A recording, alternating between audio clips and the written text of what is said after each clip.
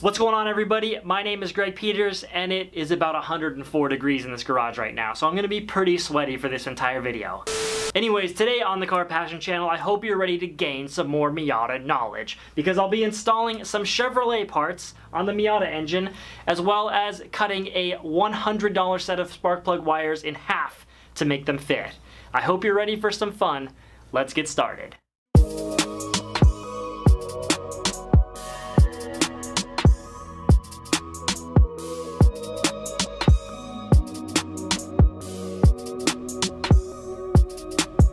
This is a set of NGK BK7RE, and the important number to note there is the 7. That's the heat range of the plug, slightly colder than stock, which is what you want on a boosted engine.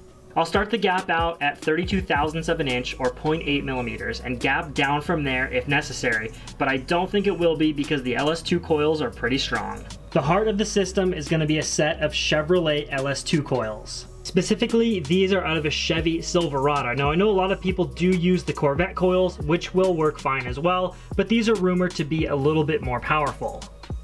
Connecting the two will be a set of MagnaCore 8.5mm competition spark plug wires, argued to be the best plug wires you can put into your Miata.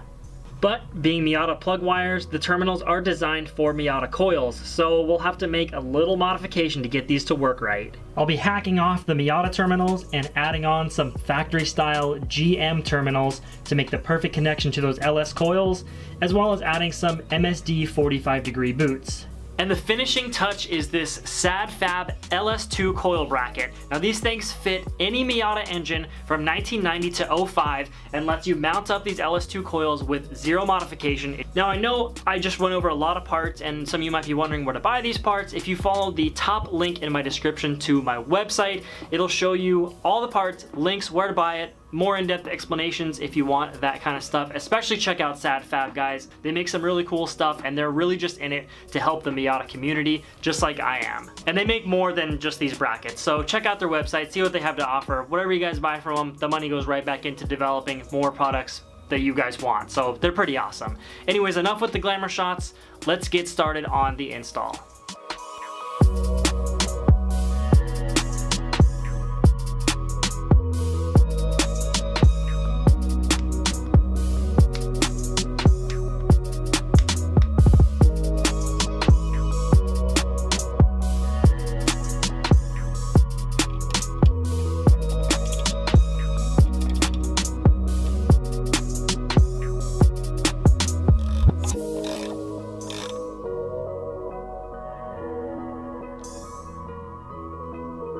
Now, the SadFab bracket does utilize the valve cover bolts to hold it in place, and you don't want to just remove valve cover bolts from one side while leaving the other ones taut. You want to loosen the entire valve cover, then pull these bolts out, then tighten down the entire cover again.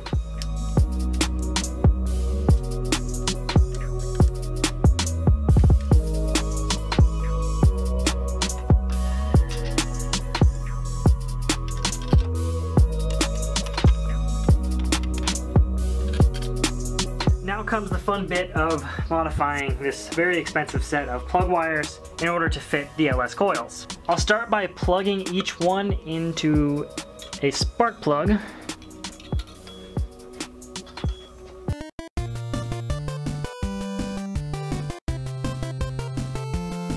Okay, after much struggling and fighting and taking some measurements, I've realized that the earlier valve covers on the Miata have a little bit bigger spark plug holes, only by a couple millimeters, because the VVT engines had factory coil on plug that didn't use regular spark plug wires, so my MagnaCores don't fit in there. So I just gotta make a little modification to get them to go in.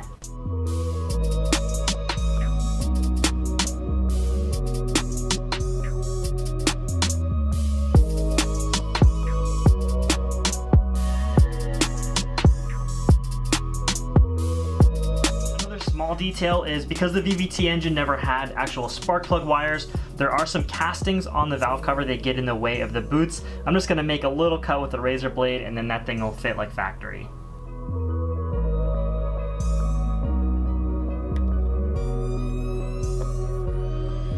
Now that I have everything just the way I want it with the MagnaCores, I'm gonna chop the ends off, but I've got to measure them up to make sure I do it right the first time. I'm gonna start by putting on my MSD ignition boots.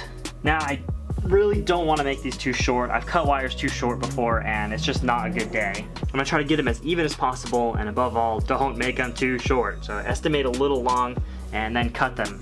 This one seems the sketchiest because it almost doesn't seem long enough. This is the shortest plug wire and also the shortest run, so I figured it'd be good here. So what I'm gonna do to make sure I don't cut it too short is just cut the boot itself off.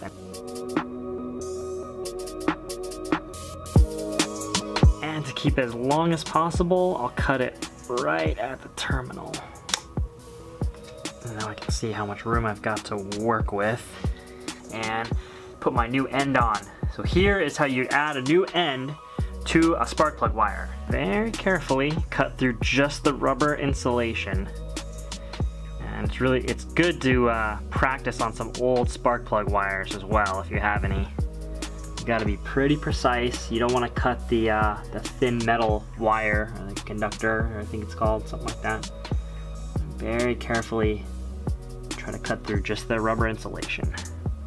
Once you get the cut around, don't just pull this end off, because what will happen, you can see on this other wire, you got a coil that's wound about 39 billion times on this wire. If you pull the end of that rubber off, look what happens.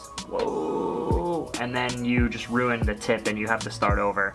And I don't want to do that on this one because I don't want to make this any shorter, so I gotta be very careful. Now I'm just gonna go like this. And now I can just rip it by hand and I have no risk of cutting that coil. Okay, so once you break that open, try to open it up all the way and it just pops off. That's the end result you want right there. The full coil, just a little bit of exposed inner core. Now to put the new tip on, I'm gonna use a couple tools. What you have to do is take the core, you're gonna fold it back on the wire itself, and then slide that new tip on. You can see the conductor is folded over. I'm gonna slide that all the way in. I'm gonna use regular pliers just to get this started so it stays in place where I want it. You can take your actual crimpers. I've got some ratcheting crimpers here. And they're not the best quality, so I'll even give it a little extra with the pliers. Make sure that terminal just has a death grip on the wire itself. I mean, you should be able to pull on it pretty much as hard as you can and it won't go anywhere. Now the magic ingredient to get these boots on, according to MSD, is dish soap. So I'm gonna give it a try and hope for the best. Wow, that pretty much worked like magic. By the way, I just tried and failed miserably with a few different kinds of grease and lubricants. Do yourself a favor, use dish soap. The reason I pulled this through a little bit extra is to make sure I get a good connection on the coil. So I'm gonna put the terminal in and then I'll feel for the click. Now that's a solid connection. Slide this boot back over the wire. First one's done. I just gotta do it 3 more times and try to make the wires look as pretty as possible, and then we'll have our coil setup finished.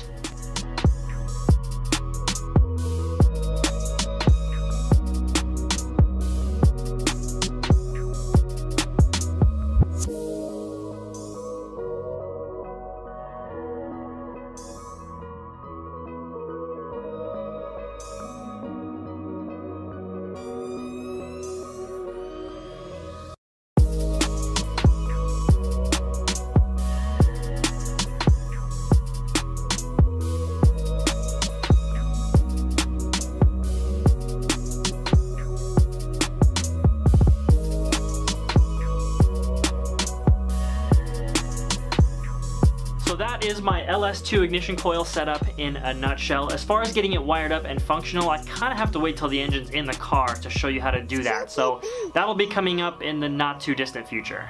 Anyways, I hope you guys enjoyed this video. I hope you learned something. If you did, don't forget to leave it a like, hit that subscribe button if you are new, and I will see you in the next one. Peace out. Back from the dead.